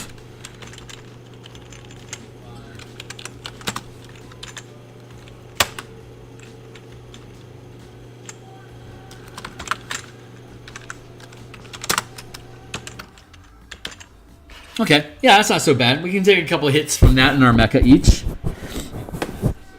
A Space Kraken is a big enough. It's huge. I mean, it's 200 feet, so it can't hide from siege weapons in the asteroid field unless the asteroid is larger than 200 feet, which is possible. But general Drek is like anywhere from 5 to 50 feet in size typically. So you don't have to typically worry about it. The Space Kraken is large enough not to worry about it, but the Space Kraken is large enough that it is its own force of it is its own force of power. It is it's big. So that's good damage. It does roughly 100 damage per round when it hits. Sorry, that was 66 is 36 divided by 2. Yeah, 20. Yeah, okay, good. That's good. So it deals roughly 100 damage per round when it attacks. The Dwarven Citadel has 1,000 hit points, so it could last 10 rounds against a Space Kraken, and it's highly likely that the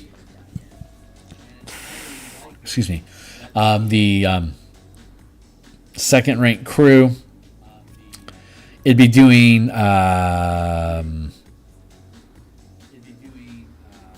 one second, a full barrage from the Dwarven Citadel could potentially do D6 times 100 damage per hit. So it could take out this Space Kraken in just a matter of like 2 or 3 rounds probably of like full weapon fire from the Citadel attacking the Kraken. Assuming that all weapons could attack it. The Kraken is small enough that it could grapple the Citadel and be attacked by a limited array of weapons that are within range of actually attacking it. Because once you're grappling, you can use the ship itself as cover against other weapon attacks that could be attacking it from other angles. If it's not grappling, generally the Citadel can do full damage against it. It'd be the rank of the team, which is second rank. So it's D4, D6, D8, D10, D12. So second rank, it's D6. So his typical siege weapon does D6 times 10 damage. But the scale of the ship being 1,000 feet in size and having like 60 people worth of soldiers that are firing weapons together, they get the benefit of multiplying the size of the ship's scale, which is 10 by 10 at the 50-foot scale. But we see here we have one ballista crew, 1, 2, 3, 4, 5, 6, 7, 8. We have 8 ballista crews, and these are each 50-foot squares. So like these ballista crews is actually like 2 ballistas and a catapult. So it has like these teams of 3 siege weapons that fire together as a battery. It'd be 2 from the ballista, 2 from the second ballista, and then 4 from the catapult. It would do 2d4 times 10 plus d6 times 10 damage every time it hits. But it takes up action. You can attack once, and then it's guaranteed to fail because it's a reload score of 8. So it's guaranteed to fail. So you could attack, reload the weapons with a reaction or a bonus action, and then attack again. And that's going to be on average, 2, 4, 7, 70 damage on average. It's going to deal 70 damage per battery. So like if the Kaiju attacked and like glommed onto the ship here and that's roughly the size of a Kaiju attacking the face of a Citadel ship. you would only be able to attack like with these weapons here and these weapons, like one of the, like this weapon here and this weapon here. So you'd have 2 batteries that could be firing on the kaiju if it doesn't move. If it's just in a 500-foot space next to the citadel here, being all I'm a kraken. There you go. This kraken, it'll only be, well, it'll only be actually. Hold on, let's resize that transformation.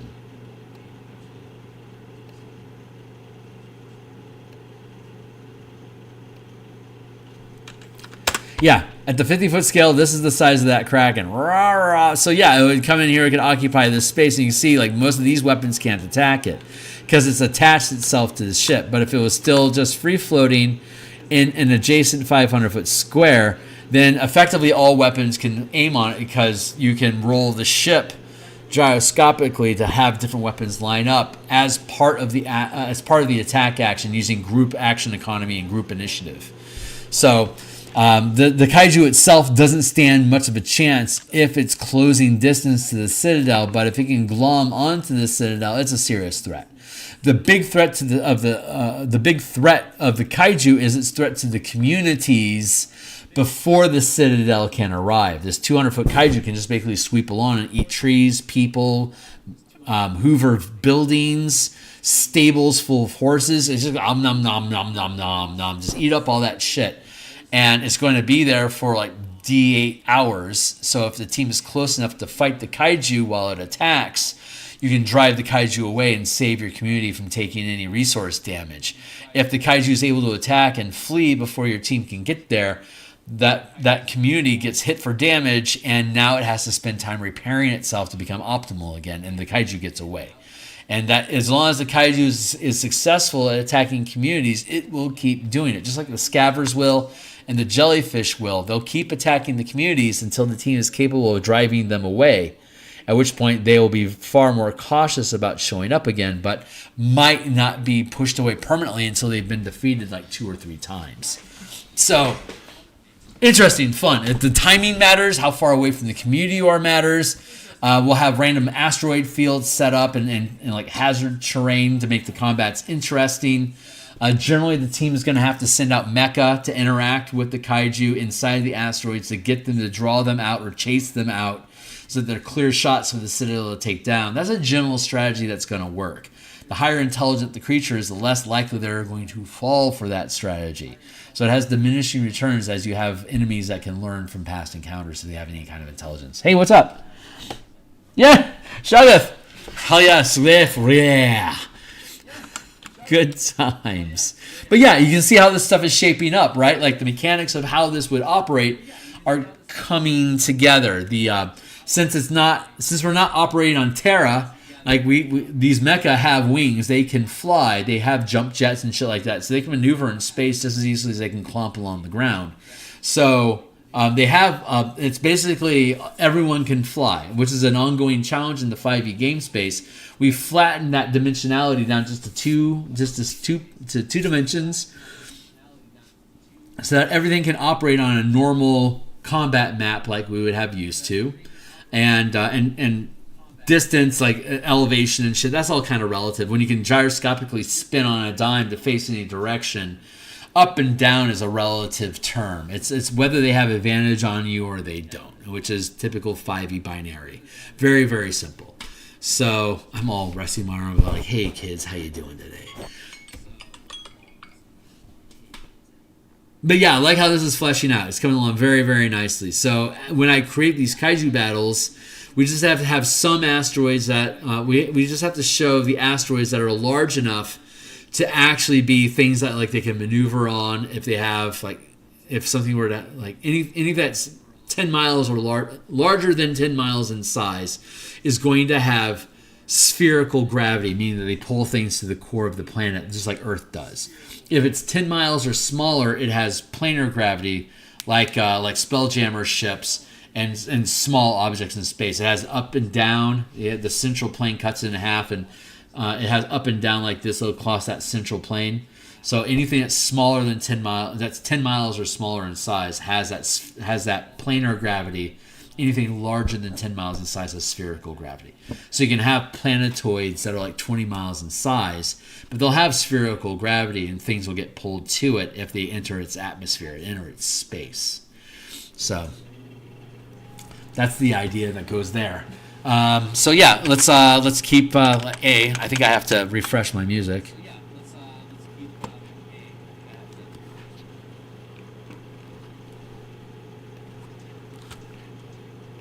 There.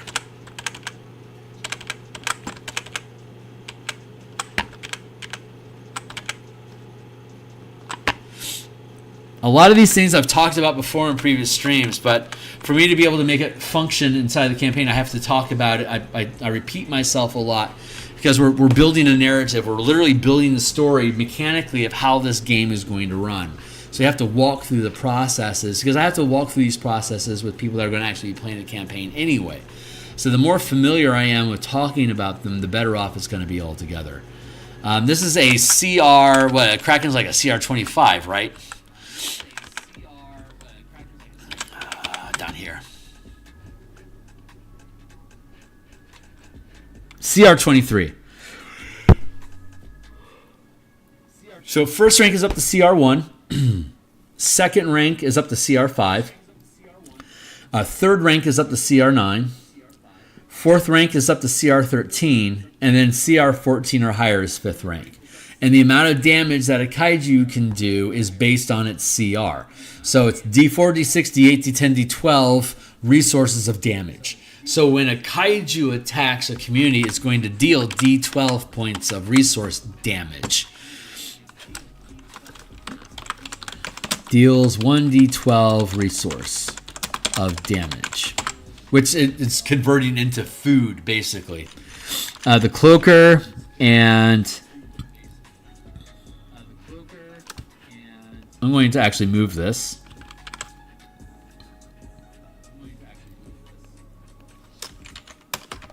To here. And the cloaker and kaiju... deals. What is the rank of cloaker? Because that's going to be what sets the bar. 8. So that is 0 to 1, 2 to 5, 6, 7, 8, 9. So that's going to be third. That's third rank. So that's going to be deals 1d8 resources of damage.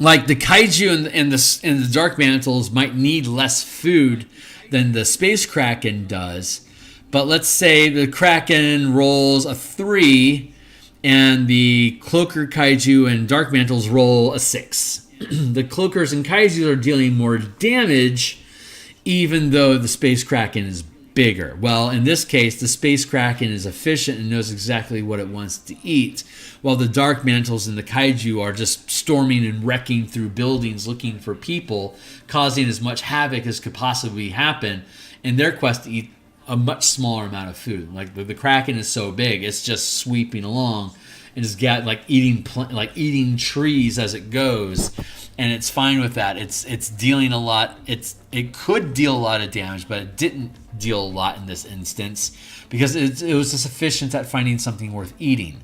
And so the narrative there would be low damage, high nutrition, probably like took out the stables, like ate all the horses in the stables, didn't have to go far, or ate a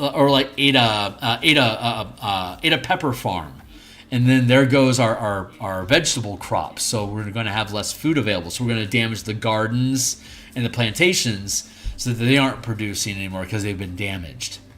Meanwhile, the cloaker and the dark mantles dealing 6 points of damage takes out the stables and the storehouse and the pub because they're just chasing movement and eating stuff like carnivores as opposed to grazing like the kraken is doing. The kraken is just casually damaging stuff with just grazing damage, while the cloaker and the dark mantles are chasing targets like predators, causing more like Jurassic World, causing chaos in the park where everyone was at. Like that was a lot more potential damage than just like eating a block of trees, right? So you can see that difference there.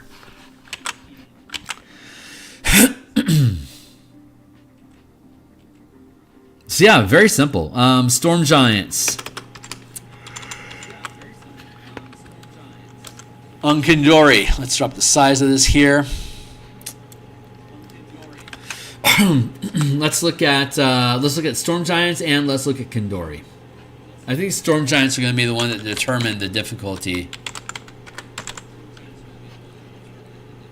Storm Giant.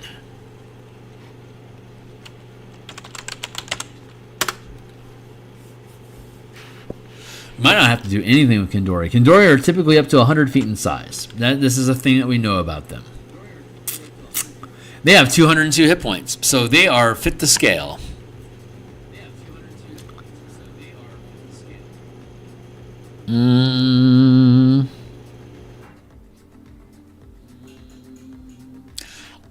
Okay, so these are CR7, which puts them at 3rd rank. And the Storm Giant is... I've got ideas about the Storm Giant. CR13. So that puts us at 4th rank with them. So they're going to do D10 resources of damage. Deal 1d10 resource of damage. Giant.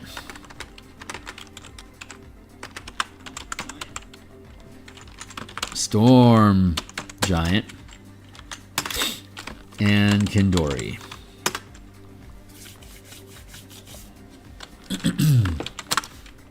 Hit points 202. I don't have the armor class listed. I should probably do that. Whatever. We're just sketching up the stuff that matters. Kandori damage.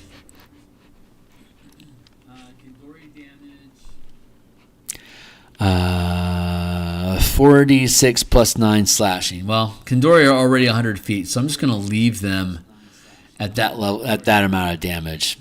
They don't do a lot, and that's fine with me. They're more mounts than anything else. So, hold on. I'm looking at the wrong thing. Here we go. 3d10 times 7. That's 3d. I'm sorry. That's 3d10 plus 7. So let's see.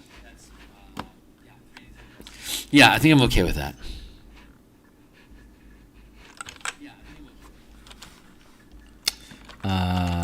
Attack times 1 equals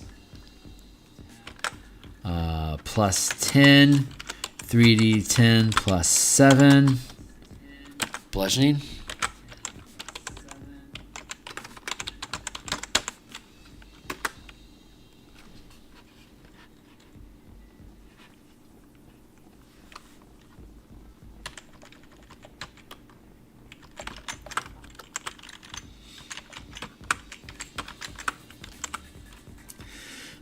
Like that.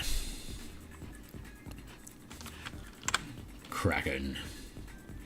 Kandori, 100 feet. How big are Storm Giants? I know they're gargantuan. Oh, they're only huge, huh? 15 feet? Okay.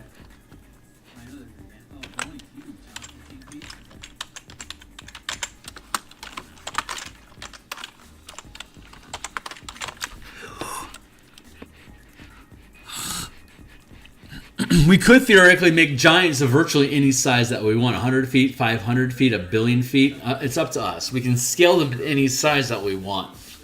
But we'll go with as listed with the 15-foot scale. That's fine because that's good combat size versus mecha. I'm good with that. HP 230. That'll be a good fight. A single Storm Giant on a Kandori should deal decent damage. But like if this thing is ready, maybe it's attacking for food, maybe it's attacking for treasure, maybe it's looking for gold. If that's the case, like it might target storehouse, it might target government buildings, it could target pubs or anything that looks like there's a lot of hoobaloo going on. That might be where it's attracted to.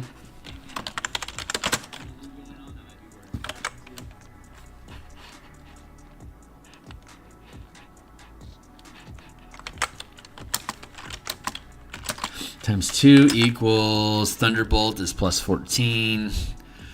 Plus 14 to hit, plus 14. Dealing 46 plus 9 slashing.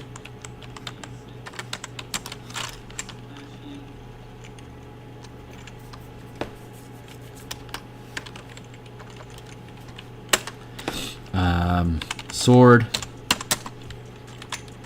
No, let's go with this. Let's go with Thunder Lance.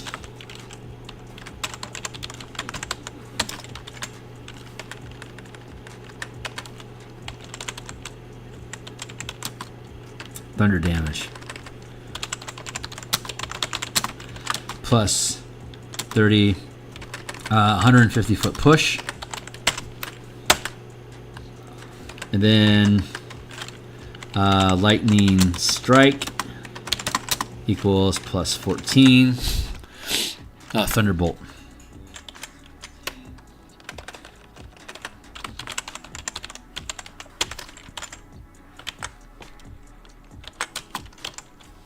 $2d12 plus 9. Lightning damage.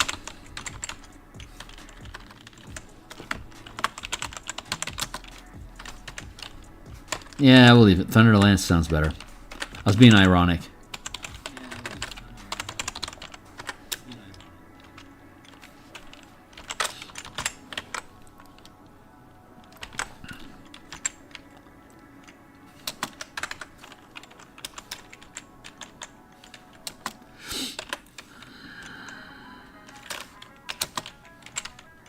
Oh, wait a second. We'll do Storm Sword. Yeah, we'll do a Storm Sword as written. I've got an idea.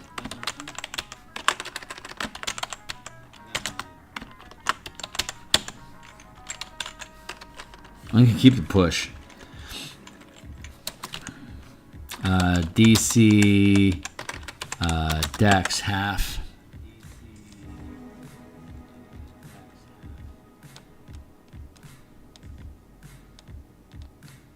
Until the start of the next turn. Oh, wow, okay. Lightning damage plus blind and deaf until save, until con save DC 18. I'm going to make it worse. You're going to stay blind and deaf until you can see the Constitution save at the end of your turn. Blind deaf until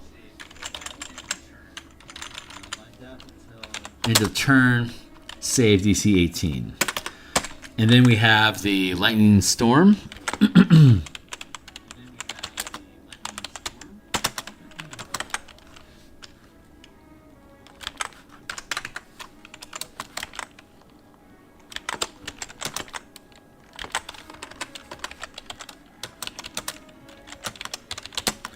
10 feet.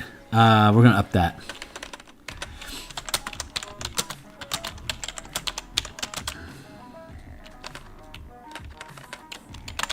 A 100-foot area. We'll make it easier like that. And then 10d10 lightning damage, DC Dex 18 half. So that's actually, that could actually be the amount of damage that it's able to punch out is something that our mecha can survive against. But once it starts throwing down lightning storms, it's going to get dangerous. 5 to 6 for its recharge.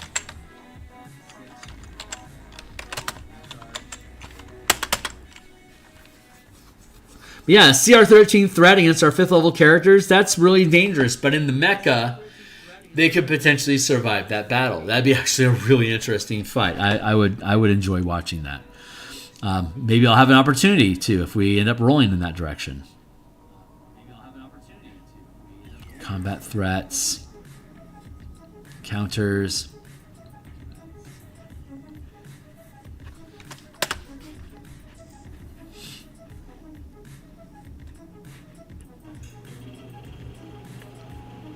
Yeah, I'm good with that for now. Okay, great. So when we come back, we'll work more. We'll start working on the pirates.